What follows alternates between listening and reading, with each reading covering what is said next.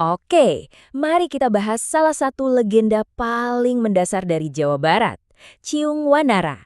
Siap-siap ya, karena ini cerita tentang pengkhianatan, takdir, dan seekor ayam jago yang mengubah segalanya. Jadi, ceritanya tuh nggak dimulai dengan sosok pahlawan super ya. Justru kita diajak ke sebuah kerajaan yang lagi di ujung tanduk. Di sana, tahta itu bukan cuma soal kekuasaan, tapi juga tentang keseimbangan alam semesta. Dan ya, keseimbangan itu sebentar lagi bakal hancur lebur. Nah, sebelum kita menyelam lebih dalam ke intrik istananya, kita harus paham dulu panggungnya. Ini adalah dunia di mana nasib seorang raja itu, percaya nggak percaya, sangat terikat sama nasib tanahnya. Coba bayangin deh, Tatar Sunda zaman dulu. Tanah yang subur, rumah bagi kerajaan Galuh yang gagah perkasa. Nah, disinilah, di antara hamparan sawah dan gunung-gunung berapi, kisah kita dimulai. Di kerajaan ini, merebut tata secara nggak adil itu bukan sekadar kudeta politik biasa. Wah, bukan. Itu dianggap tindakan yang merusak tatanan alam semesta. Konon akibatnya bisa fatal, kelaparan, wabah penyakit, dan kekacauan di mana-mana.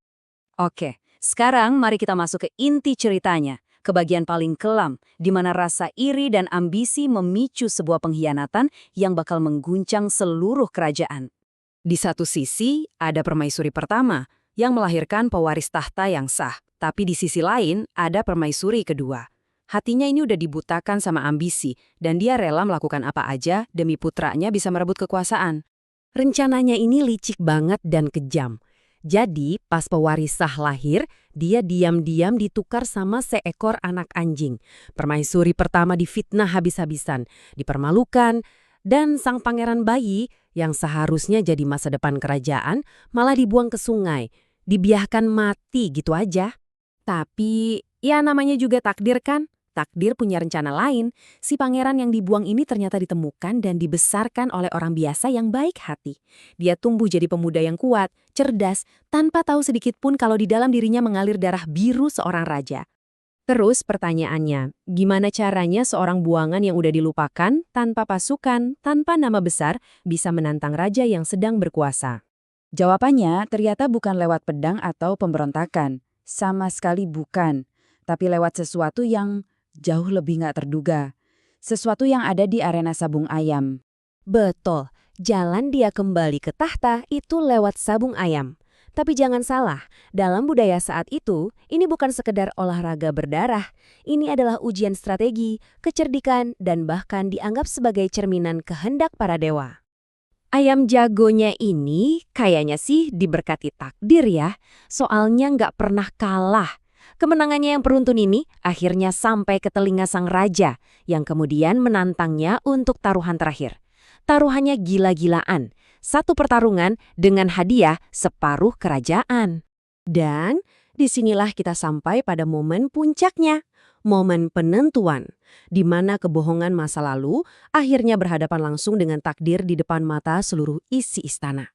Begitu ayam jago Ciung Wanara menang, kebenaran pun terungkap. Kayak sambaran petir di siang bolong. Raja menatap pemuda di depannya dan akhirnya sadar, ini adalah putranya. Darah dagingnya sendiri yang bertahun-tahun lalu ia biarkan dibuang. Konflik yang terjadi setelah itu ternyata nggak menghancurkan negerinya, justru malah membaginya. Dari taruhan inilah lahir dua kerajaan, Galuh yang dipimpin Ciung Wanara dan Sunda yang dipimpin saudara tirinya. Nah, pembagian ini nantinya akan membentuk peta politik Jawa Barat selama berabad-abad ke depan. Kisah ini kan lebih dari sekedar dongeng kuno ya. Tapi, kenapa sih cerita tentang seorang pangeran dan ayam jagonya ini masih begitu relevan dan kuat sampai hari ini? Pesan moralnya itu abadi banget. Kebenaran pada akhirnya akan menang, kekuasaan yang didapat dari tipu daya itu nggak akan bertahan lama, dan kepemimpinan sejati itu datangnya dari kecerdasan, bukan cuma kekuatan.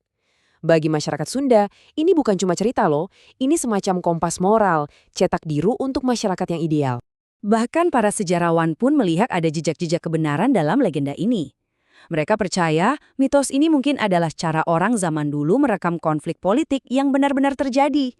Jadi semacam sejarah lisan dari masa lalu yang nggak sempat ditulis di atas batu. Pada akhirnya, warisan abadi dari Ciung Wanara adalah pengingat yang sangat kuat bahwa legitimasi atau hak untuk memerintah itu nggak datang dari keturunan atau kekuatan semata, tapi dari kebenaran. Tahta sejati itu dimenangkan oleh kebenaran, bukan oleh tipu muslihat. Dan ini membawa kita pada sebuah pemikiran akhir. Setiap budaya itu punya kisah-kisah pendiri seperti ini kan? Legenda yang membentuk nilai-nilai kita dan menceritakan siapa kita sebenarnya. Nah, kalau di budaya Anda, legenda apa yang punya peran seperti itu?